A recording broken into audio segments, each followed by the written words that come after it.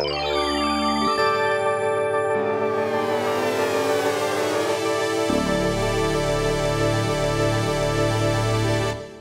all, this is Ellie Shore. Welcome to Art Salon.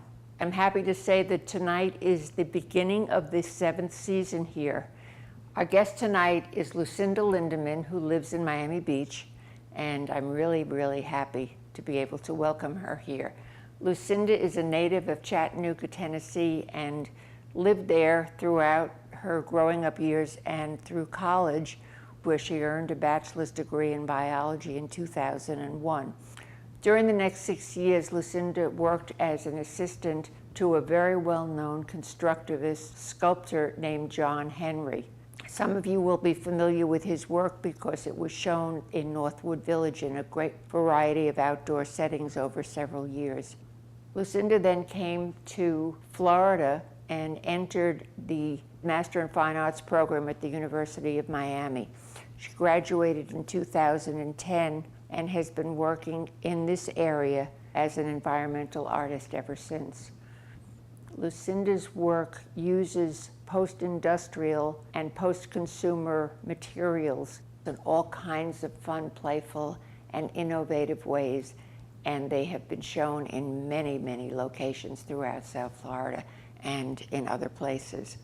Lucinda has had a number of very prestigious residencies, including one at the Deering Estates from 2011 to 2013, where she did a number of environmental installations and curated an exhibition of environmental art. She was the recipient during that time of a National Endowment for the Arts. In 2015, she was awarded the South Florida Cultural Consortium Award. It's my pleasure now to introduce you all to Lucinda Linderman.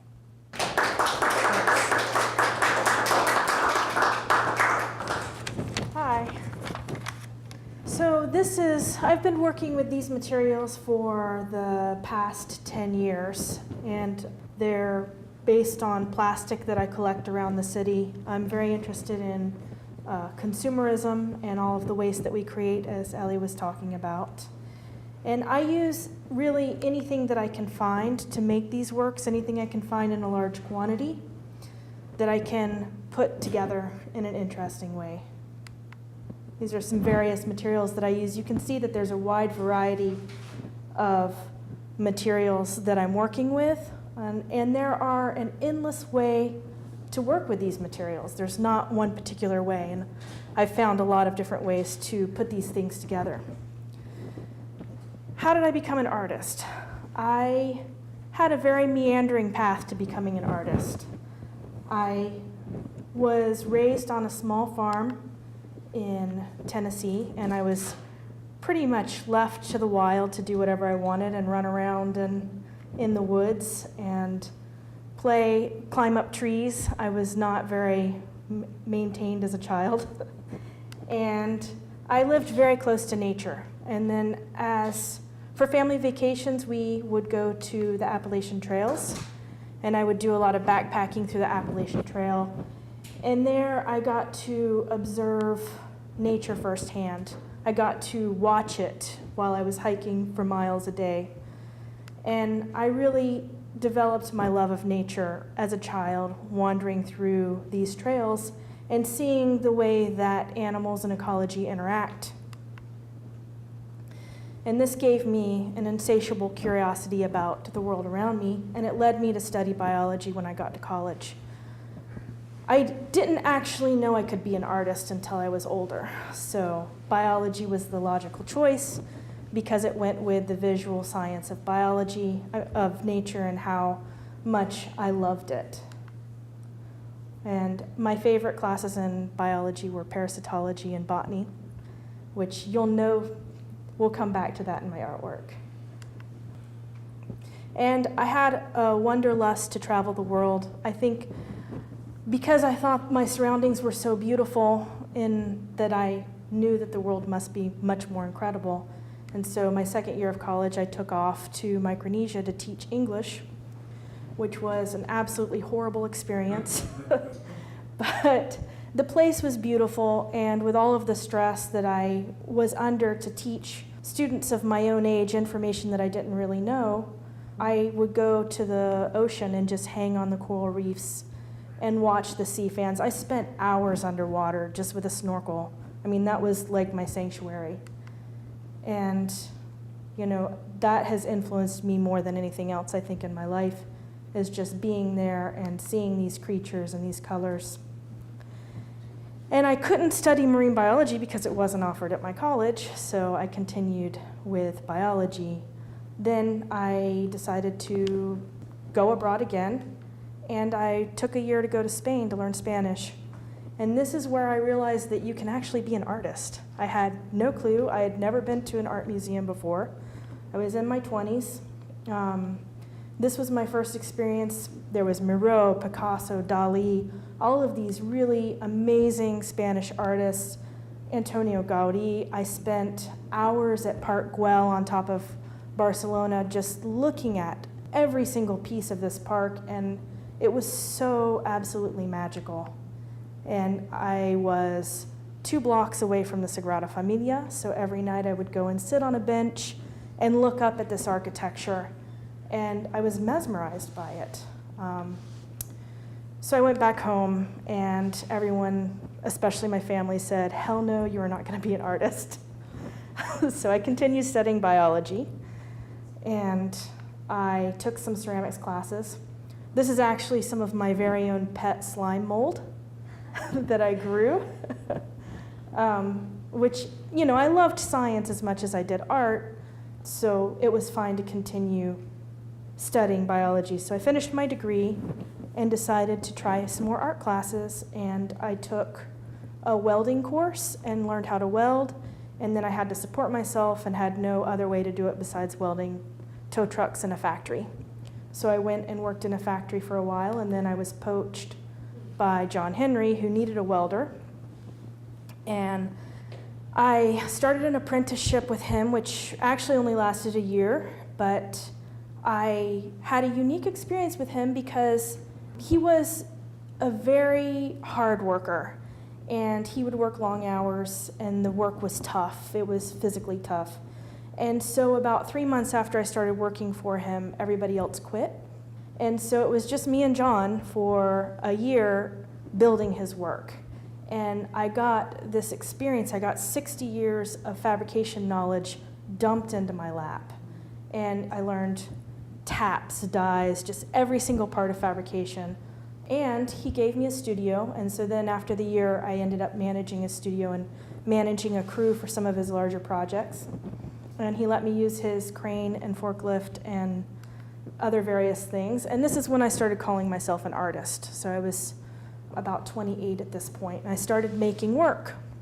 And I was very lucky, again, to be under his wing because I was seeing all of this blue chip art and large outdoor sculpture collections, and I was seeing the best of the best for artwork.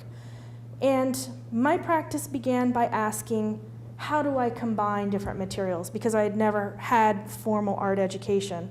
I did know how to fabricate. I had had some ceramics, so I started trying to figure out different ways of putting ceramic and steel together. And this piece in particular, I was always trying to get back to that kinetic environment that I had in the ocean where things would sway. And so I was trying to create sculptures that had that movement. And this actually does go up and down, but you don't put ceramic at the end of something that goes up and down because it breaks. So, a lot of trial and error in art. But I spent all of my evenings in his studio after a long day of work and was able to create a body of work that I could start to show. I used a lot of different materials. I used aluminum and steel. I was starting to use found objects. The wires that you see here also have that movement to them, and these are the insides of welding hoses that you have to change periodically, and they're like these giant springs, so they were really fun to work with. And so then I started making small sculpture, small compared to what we were making, because his pieces were 100 plus feet. So I thought, this was a 20-foot sculpture was just kind of a medium-sized sculpture. And this is concrete and steel. The plates you see on the bottom are about 1 inch thick. And so this was my first outdoor piece of sculpture. And then I continued making some other pieces. This is another piece that's concrete and metal. I was using different types of metal on the back. It wasn't enough for these pieces just to sit somewhere. I wasn't getting enough movement out of them. I wanted them to change over time, so I used all of these different metals to hope that the patina would grow over time and kind of create a skin on the sculpture. I decided to go to grad school, and as an interim, I went and worked for my sister at her veterinarian clinic. And because of my background in biology, the only thing she would let me do is read fecal exams. So I spent a year looking at animal poo, and it really inspired me to create this whole series of work when I started working based on the parasites, which I loved parasitology, so it wasn't a bad thing reading fecal exams. But I was awarded my first residency at the McNamara residency in Spain by the McNamara family, and I proposed working in wood. I'd never worked in wood before, I'd never touched it.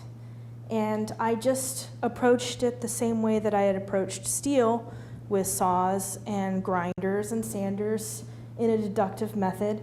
And I realized that exploration of a new material is what really excited me as an artist. So staying with one material was never going to cut it. I loved the learning of the way that the material works, what you can do with it, how far you can stretch something until it breaks. And I chose to come to Miami. I have 1,000 family stories from Miami because my great-grandparents came as migrant workers to Miami in the 20s. And so most of my family was from Miami, but I was a transplant when they left during the 80s because of the influx of violence in Miami. So I came back because I wanted to be in a bigger city, and I knew the familiarity of the landscape from all of the stories that my mom and uncle would tell. And I got here, and one of the first things I saw was somebody driving down US 1 that threw a McDonald's bag out their window with a Coca-Cola that splattered over the next car. And coming from a place where I was taught to pack all of my trash in, pack it out, which is the theme that you use on the Appalachian Trail, I was horrified. I thought that it had gone out and that had gone out of fashion in the 70s, but apparently because Miami's such a tourist town, no one treats it as their own except for the people that really live there, which the tourists far outnumber the people that live there. So I constantly was seeing trash everywhere, and that made me think, I started focusing on consumerism and how everything comes packaged in a box, on a pallet, from a factory. And everything just has one lifespan as far as packaging goes. And then I asked, well, what am I doing? What are my habits? How am I contributing to this enormous amount of waste that doesn't ever really go away? So I decided to keep all of my trash. I decided not to produce any trash for a year. I recycled everything I could. I composted. I started another worm compost bin, which we had always had on the farm. And I kept everything else I couldn't get rid of, that I couldn't compost or recycle. And I ended up after a year with about 6 bags of trash. And my goal was then to make artwork out of this, to see how I could have 0 footprint. And this is a series of sculptures. They're small maquettes. I made between 400 and 500 of these. And out of 6 bags of trash, I had 5 left over. So it just, it still didn't work. But the enormity of what we go through as individuals, which it's a new thing. This hasn't been in the last 100 years that we've learned that plastic over something means that it's clean, and that we want everything sealed in a sealed bag, and we're so separated. That's almost like a separation between us and nature. This is a piece that I made out of my old clothing that I tore up, shredded, and all of my food bags. And I ended up using a basketry form. I was looking at ways to combine these materials without glue because glue fails, I wanted everything to kind of be out of this material. I wanted it to be 100% reclaimed materials. So this is made by wrapping my clothing in a basketry type fashion. I started looking at old crafts, and it's actually a timeline of my digestion because, you know, I started at one end and was using the food bags and my clothing in it, so it does have a history.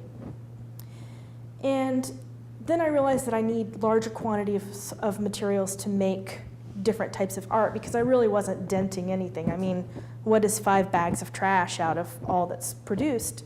It's nothing. So I started looking for my own materials. Now, when I realized that I could dumpster dive and call it looking for materials, I was thrilled. This is like the apex of my career. Because as a child, I was always looking in the trash. I was always, in fact, the neighbors would bring me home when I was 2. They'd bring me home at 6 a.m. to my parents' door and say, she was in our garbage again. So this is something that I've done all of my life. And I always do the smell test before I go up to a dumpster. So I don't jump into anywhere that, you know, it smells. But I started finding these large quantities of materials that were clean and that were just thrown out, like the shrink wrap around pallets. All of those boxes get shrink wrapped. They go to the store, you cut the shrink wrap, and it goes right in the trash. There's no way to recycle it, or people don't here. So I started collecting the pallet shrink wrap and tearing it apart and winding it up and knotting it together and figuring out how this could become sculpture. These pieces are fairly large if you're looking at the sizes. They're, you know, most pieces are 6 to 8 feet. So these are not small pieces. This is about 20 cubic yards of trash. This was out of a dumpster over several months, and each one of these pieces weighs about 40 pounds, which it doesn't look like it, but when you compress the plastic, it's really a lot of plastic. This is all pallet shrink wrap. And after I'd been working with pure plastic, I was really missing metal, and so I started looking at ways of incorporating metal again into my work and welding. This is a piece. I was also looking at how we're pushed through advertising to buy things to make us feel comfortable in our houses. So you're really pushed to decorate and to change your decorations, and you know, it's almost like we're constantly fed the need to have more things around us. So that's why this is called fevered nesting. But this is made from my childhood bed. From the box springs, I tore it apart to get rid of it, and hangers. And this piece is made out of pallet strapping and coat hangers as well. And this is made out of leftovers of fencing. This is when I started working as a conservation technician in architecture. And so we were doing construction, and we had a lot of construction leftovers. And so I was collecting the things that were being thrown away to create work. And actually, I can look at any one of my pieces and tell you exactly where any piece of that came from. So there's really a history of mapping and where things came from. There's a history of the culture. You know, now that I'm working in conservation, when I think about where this work will be in 20 or 30 years, if someone needs to fix it, will those materials be around? How will those materials have changed? So that's a random thought, but I then went on to decide that I wanted to create environments for people to interact in. This is a 3-phase labyrinth. It's made out of about 700 dry cleaning bags that I collected over about 6 months. The process of these, they take a long time. These larger projects take 4 to 6 months to create. This is about 20 feet by 20 feet. It's 14 feet tall. It's got 3 phases, so you actually walk into the piece, turn around, and walk out. A labyrinth just has one way in and one way out, and it signifies rebirth, kind of like walking into the earth and coming back out. But I wanted people to walk into this environment, realize that they're standing in trash, and realize that this type of material can have a different life, that it doesn't have to be thrown away, that trash is just the wrong thing at the wrong place, in the wrong place at the wrong time. So that's all it is. It's a precious material. It can be reused to form other things. And I wanted to get that message across with these environments. This is a little phone picture, so it's blurry, but you can kind of get the feeling of size and color when this is lit. This guy right here, these are my heroes. I think earthworms are the most incredible creature ever created, or that's ever evolved. It's one tube that all it does is recycle. It just takes in trash and creates this beautiful, rich earth that then gives life to everything else. So I did a large series on how I love the earthworm, and then I created an environment that kind of can give you the feeling of being digested. And this piece is called Digest Yourself, and this is made from 1,000 bags that I collected from my friends that weren't recycling, and I heat fused them together into this long tube. The tube ends up being about 120 feet long when it's laid out, and you can walk through it. So you go in the mouth and you go out the sphincter, and it really feels like a completely different environment. So this space is very important to me, this space where I can put people inside artwork where they see something new, because I think at that moment when you see something new, you're more open to thinking about maybe what your own habits are, or thinking about something new. It allows you an openness to create by being in a created environment. These are more materials. I kept finding a lot of materials and just tried every which way to work with them. My process is I take the materials back to my studio, I rip them apart, tear them apart, see how they react, what I can do with them. You know, can I tie them together? Do they twist? Do they have to be cut? You know, what can I do with these materials? And once I figured out kind of the source code of what I can do with these materials, then I use them to build them back up. And that ends up being the sculpture, and I manipulate it in a way that works with my aesthetic, which is based on nature. This project was interesting because I sent a large piece of knitted plastic. This is the shrink wrap that I've pulled apart and knitted, and I sent it to some grade schools for the teachers to teach a little bit about upcycling. And so they asked the students to tie things onto the netting that they thought could have another life.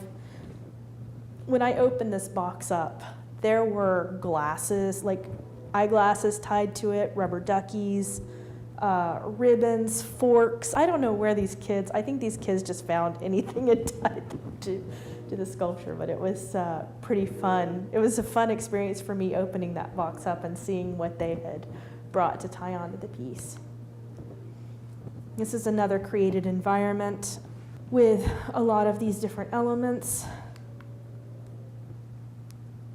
and an installation image. I actually learned that certain dumpsters had certain materials in them. So I didn't have to take them all back to my studio. I just knew where to go to source things. So like Max Cycle, bike tires, and a lot of chains. So I was able to take these bike chains, clean them, and put them together. They have a lot of movement. Had a really fun time working with these, and they reminded me of landscapes. So I started incorporating different types of metal, and I would wire it together in my studio, and then I would take it to an outdoor place where I could use a little welder to connect everything together. And this is an ongoing series. I've only made about 4 pieces in this series, but I'll continue. I have boxes and boxes of chains now. I'm trying to see how I can combine this material with metal to see what kind of things I can create. And this is the wound plastic and coat hangers. I was getting a lot of coat hangers from the weddings at the Deering estate. They had these really nice coat hangers, and they threw them all out. Every single wedding, threw all the plastic bags out, all the coat hangers, right into the trash. I'm sure that people have a lot of stories seeing me carrying around all of this stuff, but this is a piece that I made out of motorcycle tires, and it's hand sewn. It's about 8 or 9 feet when it's spread out. This can move around because I actually fill it with plastic bags full of trash anytime I install it, so it actually folds down and can be moved, and it's in Europe right now. I liked working with rubber. One, it acted like leather, which I enjoyed the pliability of it. But also, I liked thinking about, these are motorcycle tires. Where have they been? You know, what stories do these tires have? What inherent information do these materials carry into my sculpture? And I've always been working with that issue of, how do I get something off of a wall? You know, I don't want my pieces just to sit somewhere. There's value in that, but how do I activate them? How do I get them to move? How do I get people to interact with them so that they're not just something that's visual? You know, I want people to touch these things because I love touching sculpture, you know, as much as it's frowned upon. But this piece here in particular, what I started doing was I started trying to make pieces of wearable art that could be taken off the wall, worn, and then put back onto the wall. And something I didn't mention earlier was that my mother had been a seamstress. And so I grew up sewing my own clothes. I made all of my own clothes. And this gave me the entire background for fabrication. That's why fabrication was so easy when I started working in metal, because cutting out patterns and turning them into clothing is the same as doing sculpture. These are some of the necklaces that I was making, these sculptures that could kind of hang over your neck, and a photographer actually used them in her photo shoot, so I love the way that they look in here.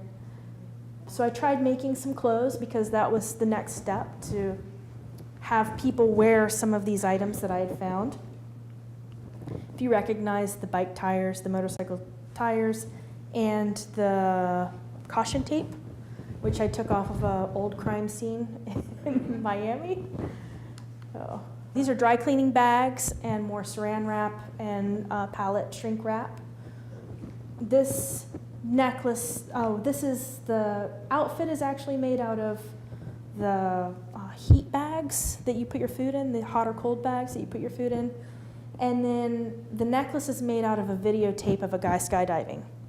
So I just got all of these videotapes and started playing with this material as well, which the necklace that you saw a few slides back was also made out of this.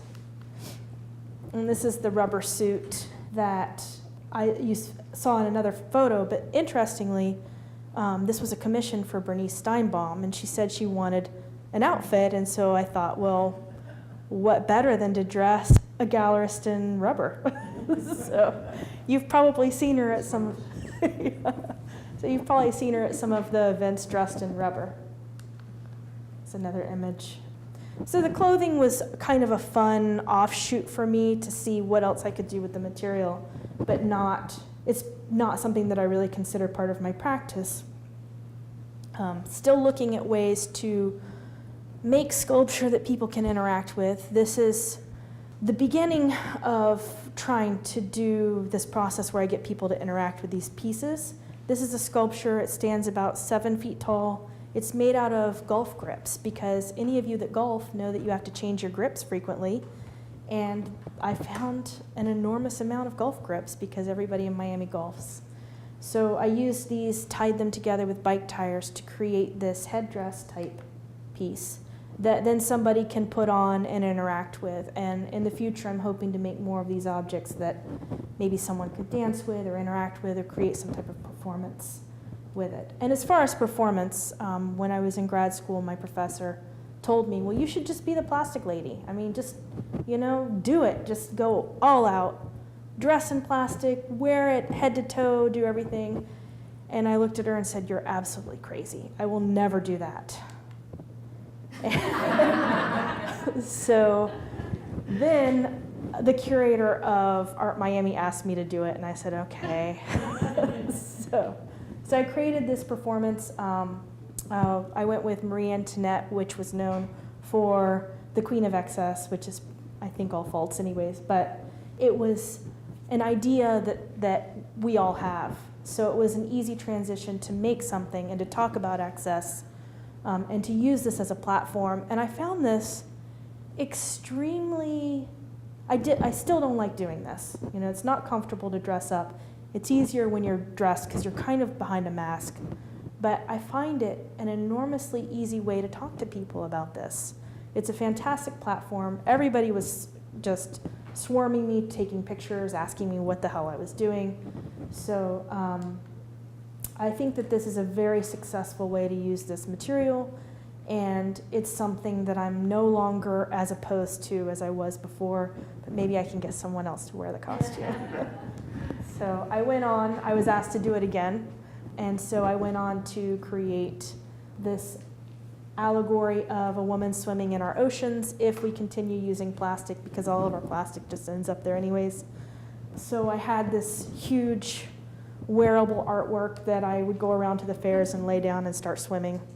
So I think performance just works if you just try to act as weird as you can. No offense to anybody that does performance. But, that's my take on it as a sculptor. So after 6 or 7 years being in Miami, I was really missing the mountains and nature. We see it in the ocean, but I just really needed that commune with nature. So I fulfilled a lifetime dream of hiking the Camino de Santiago in northern Spain. And it gave me a lot of time to think about what the next phase of my career will look like. So while I was there, I was able to I looked into some residencies and got one the following year, this was a residency in northern Spain, and this guy was a total stalker. And he would look in my bedroom window in the mornings to wake me up. But I started looking for materials around that area, and there was an old factory full of thread. I kind of wanted to get away from plastic. There's a real need to work with these materials, but I didn't like that I was using it so much and that it was probably going into my skin, and it's not a super clean material. So I wanted to look at other materials that I could use that were also reclaimed that maybe didn't have the adverse effects. So I found boxes and boxes of thread, and this is polyester thread. I learned in that residency how to felt, which I had never done before, and felting with just a barbed needle where you stab something a lot to get it to create almost like a dreadlock. So I used this thread, and I realized that it can be felted, that it has the same qualities as wool. So I started working on making these kind of organic felted thread sculptures out of found metals and the thread and spindles. And I like the bright colors with these pieces and how bright the thread is. There's another piece.